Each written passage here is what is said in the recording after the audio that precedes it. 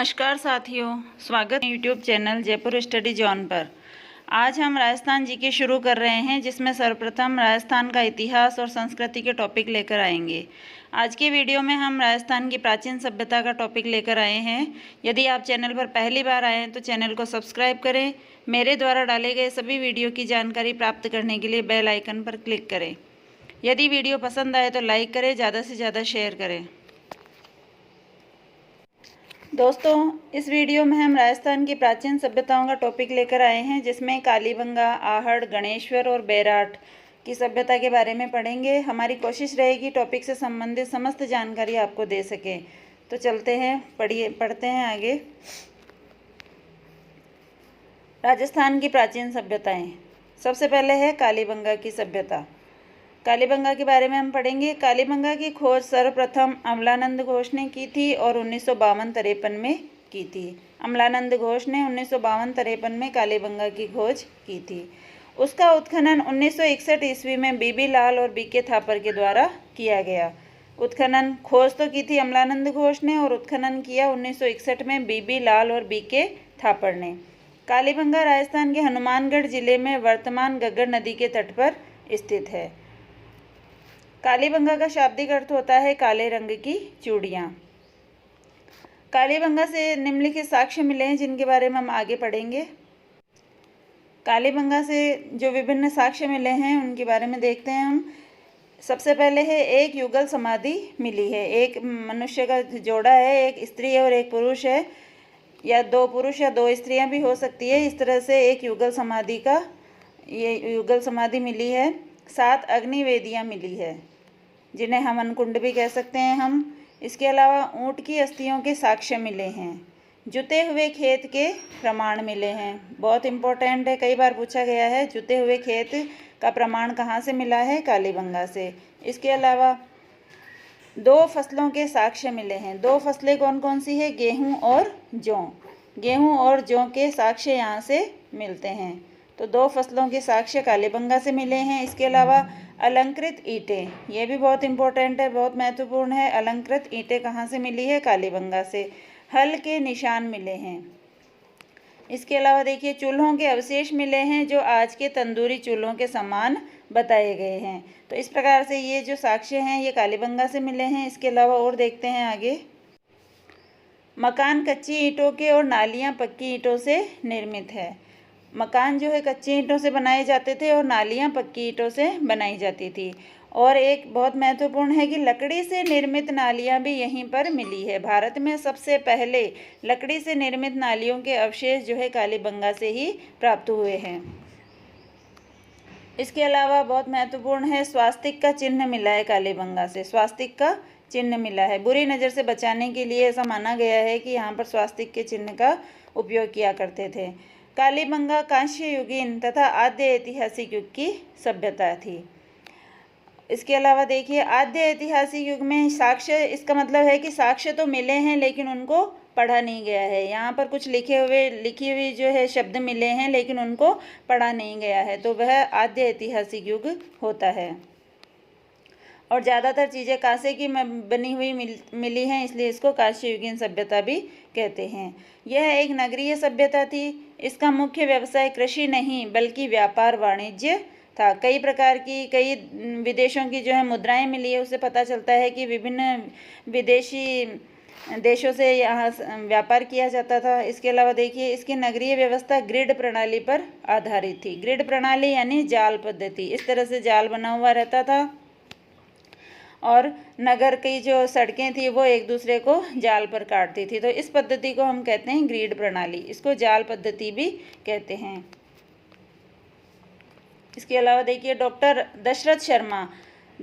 दशरथ शर्मा ने कालीबंगा को हड़प्पा संस्कृति की तीसरी राजधानी कहा है। पहली हड़प्पा, दूसरी मोहनजोदड़ो और तीसरी राजधानी कौन सी? कालीबंगा। किसने बताया है? दशरथ शर्मा ने बताया है। तो पहली राजधानी हड़प्पा को माना जाता है, दूसरा मोहनजोदड़ो को और तीसरी राजधानी कालीबंगा को बताई जाती है। इसके अलावा देखिए, इसका पतन किस प्रकार से हुआ था। कालीबंगा के पतन जो है अमलानंद घोष ने बताया है गर्मी या पर्यावरण असंतुलन को। अमलानंद घोष जो कि कालीबंगा के सर्वप्रथम खोज करने वाले थे 1952-53 में। इन्होंने ही इसके पतन का कारण बताया है, गर्मी या पर्यावरण असंतुलन से इसका पतन होता है।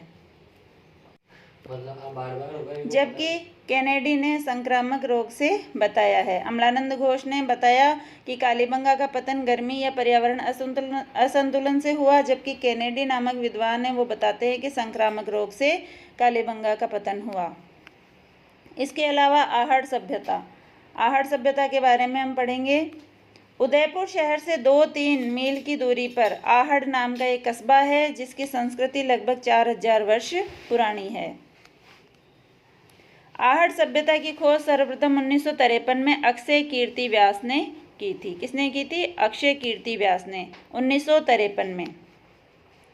इस स्थान पर एक ऊंचे टीले जिसका नाम है धूलकोट, एक ऊंचा टीला मिला है धूलकोट। इसका व्यापक उत्खनन 1954 में R.C. अग्रवाल ने करवाया था। किसने? R.C. अग्रवाल ने। धूलकोट नाम का एक ऊंचा टीला मिला है, वहाँ पर उसके ऊपर उत्खनन करवाया था R.C. अग्रवाल ने। सर्वाधिक उत्खनन 1961-62 में B.N. मिश्रा और H.D. सांकलिया ने करवाया था। सर्वाधिक उत्खनन 1961-62 में B.N. मिश्रा और H.D. सांकलिया ने करवाया था। आहड़ का दूसरा नाम ताम्रवती नगरी भी मिलता है। दूसरा नाम है आहड़ का ताम्रवती नगरी। स्थानीय लोग इसे धूलकोट के नाम से भी पुकारते हैं। धूलकोट पे उत्खनन करवाया था, इस वजह से इसको धूलकोट का नाम भी दिया गया है। आहड़वासी पत्थर और कच्ची ईंटों से मकानों का निर्माण किया करते थे। आहड़ लाल काले मृदभांड वाली संस्कृति का मुख्य केंद्र है। यह इसके विषय में बहुत महत्वपूर्ण है। पहले प्रश्न भी आया हुआ है कई बार कि आहड़ के मतलब 4 ऑप्शन देकर के पूछ लेते हैं, निम्नलिखित में से आहड़ की कौन सी विशेषता नहीं है। उनमें एक ऑप्शन ये भी आया हुआ है एक बार कि लाल काले मृदभांड वाली संस्कृति कौन सी है? आहड़ है। अनाज रखने के मृदभांड मिले हैं जिनको गोरे व कोठे कहा जाता है। अनाज रखने के मृदभांड मिले हैं, उनको क्या कहा जाता है? गोरे या कोठे कहा जाता है। 6 चूल्हों के अवशेष मिले हैं जिससे पता चलता है कि संयुक्त परिवार प्रणाली वहाँ पर उपस्थित थी। यानी 6 चूल्हों के अवशेष मिलने से हमें पता चला है, साक्ष्य मिला है, 6 चूल्हों के साक्ष्य मिले हैं। इसका मतलब है कि ये प्रमाण मिलता है कि वहाँ पर संयुक्त परिवार प्रणाली विकसित हुई थी। मुद्राओं पर बैल के प्रमाण मिले हैं जिन्हें बनासियन बुल भी कहा जाता है। ये तीनों चारों ही बहुत इंपॉर्टेंट है दोस्तों। बनासियन बुल के प्रमाण कहाँ से मिले हैं? आहड़ सभ्यता से। गोरे या कोठे अनाज रखने के मृदभांड कहाँ से मिले हैं? आहड़ सभ्यता से। लाल काले मृदभांड वाली संस्कृति कौन सी थी? आहड़ थी। धूलकोट के नाम से कौन सी सभ्यता को पुकारा जाता है? आहड़ सभ्यता को। सर्वाधिक तांबे की कुल्हाड़ियाँ मिली है, बहुत ही महत्वपूर्ण है। सर्वाधिक तांबे की कुल्हाड़ियाँ कहाँ से मिली है? आहड़ सभ्यता से मिली है। 8 बार बस्तियों के उजड़ने और वापस बसने का प्रमाण भी मिलता है यहाँ से। यहाँ बनने या बसने तो देख लेना आप। 8 बार बस्तियों के उजड़ने व बनने का प्रमाण मिला है। यह ग्रामीण सभ्यता थी। कालीबंगा नगरीय सभ्यता थी और आहड़ ग्रामीण सभ्यता थी। लोग कृषि से परिचित थे। अनाज को पका करके खाया जाता था यहाँ पे। इसके अलावा तांबा गलाने की भट्टी के साक्ष्य मिले हैं। मातृ देवी की मृण मूर्तियाँ मिली है।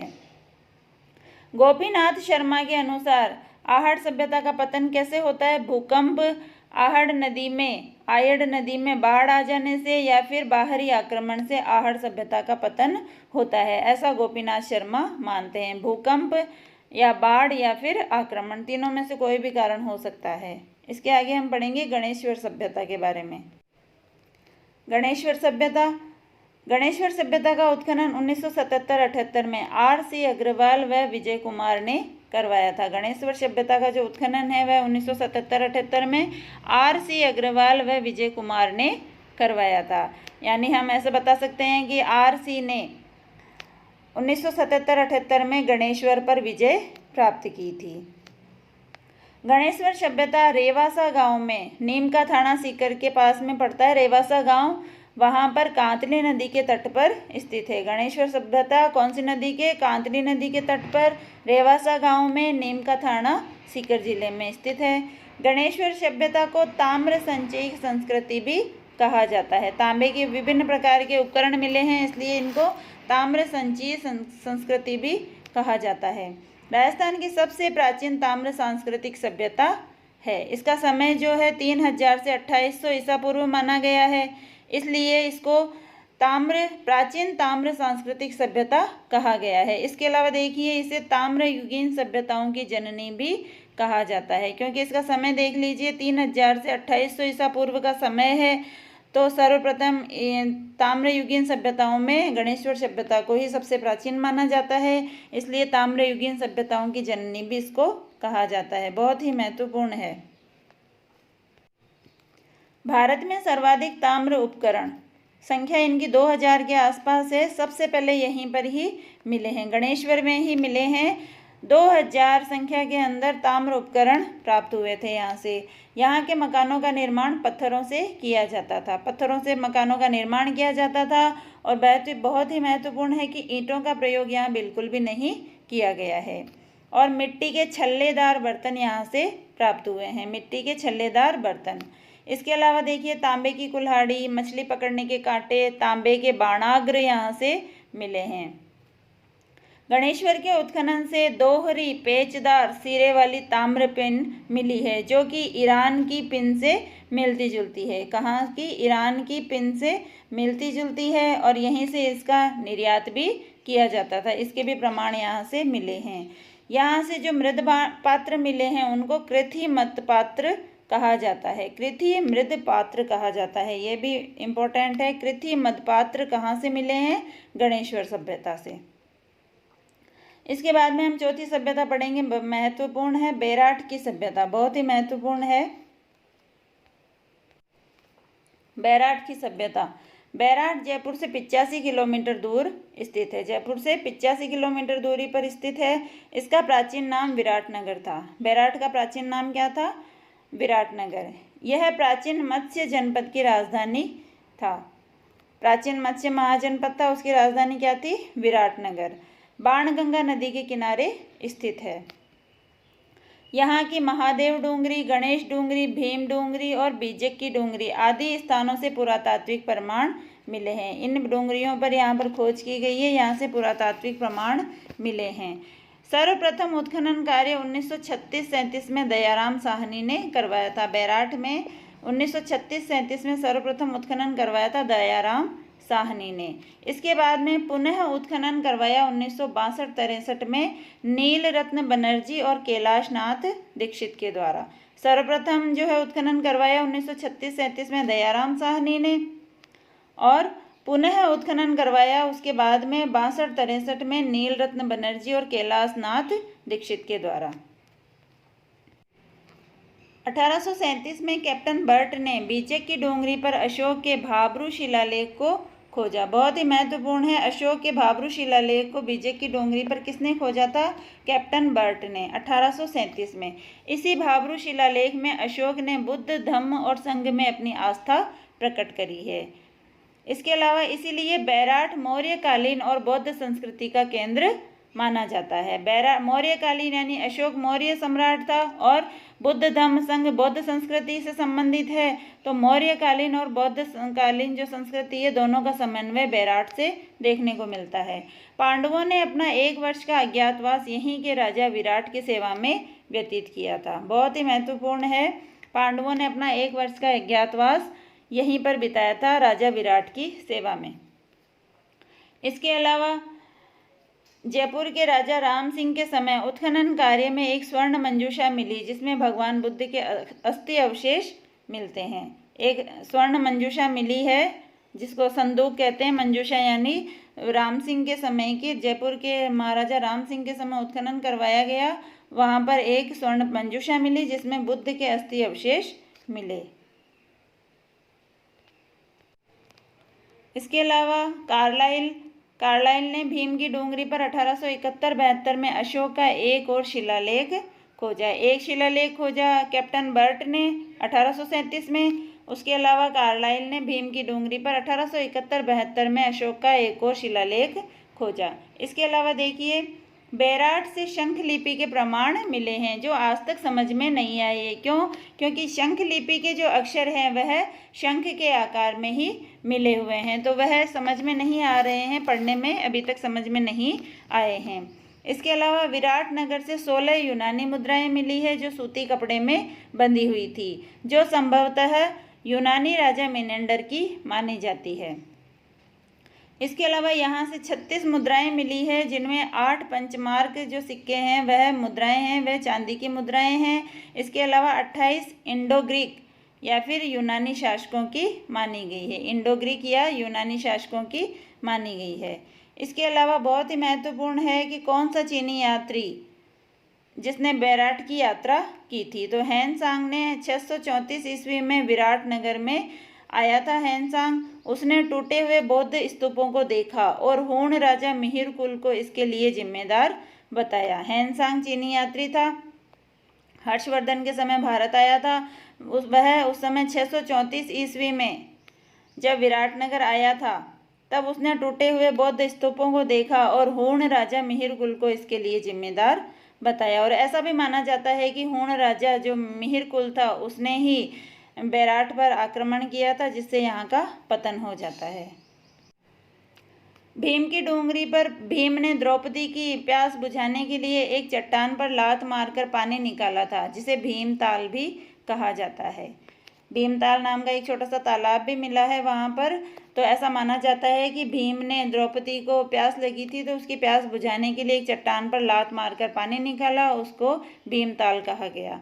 यहाँ से लोहे के भाले भी मिले हैं जिनसे पता चलता है कि यहाँ उत्तरोत्तर काल में लोहयुगीन सभ्यता का भी विकास हुआ है। लोहे के भाले मिलने से हमें यह पता चला है कि बाद के समय में यहाँ पर लोहयुगीन सभ्यता का विकास हुआ था।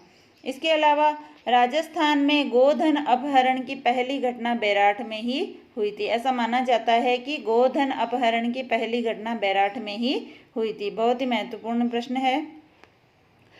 अब देखिए, आहड़ को लाल काले मृदभांडों की संस्कृति कहा गया था, जबकि बैराट के अंदर कैसे मिले हैं? स्लेटी रंग के चित्रित मृदभांड मिले हैं। स्लेटी रंग के चित्रित मृदभांड मिले हैं जिन पर स्वास्तिक व त्रिरत्न चक्र बने हुए हैं। स्वास्तिक और त्रिरत्न चक्र बने हुए हैं। इसके अलावा अकबर ने यहाँ शाही टकसाल भी खोली थी। अकबर ने यहाँ पर शाही टकसाल भी खोली थी। तो दोस्तों, आज हमने राजस्थान की प्राचीन सभ्यताओं का टॉपिक पढ़ा है, जिसमें महत्वपूर्ण सभ्यताएं कालीबंगा, आहड़, गणेश्वर और बैराट की सभ्यताओं के बारे में जानकारी प्राप्त करी। वैसे जानकारी बहुत विस्तृत है, मगर हमने केवल परीक्षा की दृष्टि से महत्वपूर्ण बिंदु यहाँ पर बताए हैं आपको।